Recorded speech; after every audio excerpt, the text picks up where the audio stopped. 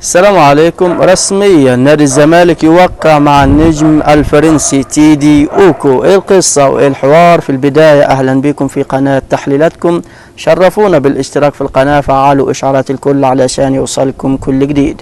نادي الزمالك يا جماعة تعاقد رسميا مع النجم الفرنسي الجناح طبعا المهاجم تيدي اوكو صاحب ال27 عام اللي بيلعب دلوقتي في الدوري السويسري، بالتحديد في نادي لوزيرن السويسري. مدة التعاقد رسميا يا جماعة الزمالك انهى التعاقد والاتفاق مع نادي لوزيرن السويسري على استخدام طبعا تيدي اوكو في خط الهجوم علشان يدعم خط الهجوم بداية من الموسم القادم، الموسم اللي هيبدأ يعني في الانتقالات الصيفية اللي احنا فيها دي لمدة 3 مواسم. قيمة الصفقة اللي نادي الزمالك دفعها لنادي لوزيرن السويسري هي $1 مليون، يعني حوالي تقريبا 49 مليون جنيه. يعني صفقة يا بلاش برضو كالعادة من صفقات نادي الزمالك، بيدور على الصفقات المعقولة يا جماعة.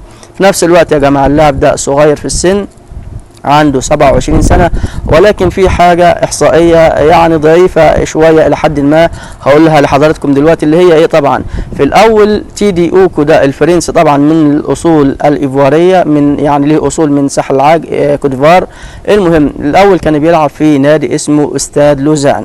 استاد لوزان ده نادي بيلعب في الدوري السويسري، لعب معهم 48 مباراة، سجل 22 هدف، يعني معقولة، يعني تقريبا كل مباراتين مثلا هدف، يعني مباراة أو مباراة. تمام. بعد كده راح طبعا اشتراه نادي لوزيرن السويسري اللي هو بيلعب فيه حاليا، ولعب معاهم 22 مباراة، سجل 3 أهداف فقط في 22 مباراة. بعد كده نادي لوزيرن السويسري اللي هو صاحب اللعب على قوته أساسيا أعاره إلى نادي اسمه لوزان، مش استاد لوزان المرة دي، نادي اسمه لوزان. لعب مع النادي ده 38 مباراة، يعني عدد أكبر من اللي لعبوا في ناديه الأساسي اللي هو لوزيرن. 38 مباراة، سجل فيهم كام هدف؟ سجل فيهم 7 أهداف فقط لا غير.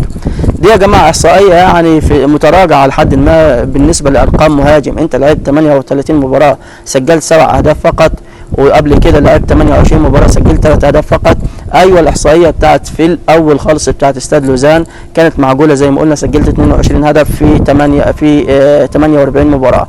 عامه اللاعب ده يا جماعه حضر رسميا الى القاهره، مضى توقيع عقوده مع نادي الزمالك، اجرى ايضا الكشف الطبي مع نادي الزمالك، وبعد كده رجع لسويسرا هيخلص شويه اوراق، وفي انتظار طبعا الاعلان الرسمي. ولكن الاعلان الرسمي من قبل نادي الزمالك متوقف على حاجه، ايه هي بقى الحاجه دي؟ لان الزمالك دلوقتي يا جماعه عنده 5 لعيبه اجانب، فبالتالي ما يقدرش يضم لاعب سادس، لازم يتخلى عن واحد من الخمسه اللي هم مين؟ طبعا احمد الجفالي، اسلام مصدق، وسيف الدين الجزيري، وشيكو بانزا الصفقة الجديدة طبعا، واللاعب الخامس اللي هو طبعا محمود بن تائك. يعني هيتخلى عن اللاعب. انا من وجهة نظري الشخصية رغم ان انا اهلاوي يعني اتوقع ان هم بيمشوا احمد الجفالي، رغم ان احمد الجفالي انا كاهلاوي ما اعرفش هو لاعب في الزمالك كم مباراة، يعني انا ما افتكرش ان في لاعب اسمه احمد الجفالي لاعب او شفته في مباريات نادي الزمالك. اتوقع بنسبة 55% هيكون الراحل طبعا عن صفوف نادي الزمالك اللي هو احمد الجفالي علشان يتم الاعلان رسميا على صفقه تيدي اوكو. اما بالنسبه طبعا لو ما رحلش احمد الجفالي اتوقع بنسبه 45% هيكون سيف الدين الجزيري. دي يا جماعه بخصوص طبعا ما يخص المهاجم الجديد لنادي الزمالك وصفقه نادي الزمالك الجديده طبعا الدولي الفرنسي تيدي اوكو. زي ما قلنا لاعب صغير عنده 27 سنه، ولكن زي ما انتم شفتوا الاحصائيه بتاعت الاهداف قليله لحد ما. خلينا نشوف الدنيا تسفر عن ايه. الاعلان هيكون في خلال الايام اللي جايه او الساعات القليله اللي جايه، ويتم التخلي زي ما قلنا عن لاعب من لاعيبه نادي الزمالك ال5 الاجانب علشان يتم طبعا التوقيع الاعلان الرسمي عن الصفقه الجديده والمهاجم الجديد. هو مركزه في الهجوم بالتحديد، يعني بيلعب جناح واحيانا يعني يلعب راس حربه صريح، ما عندوش اي مشكله.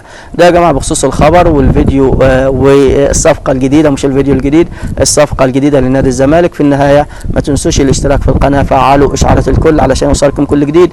كان معكم قناة تحليلاتكم، سلام عليكم.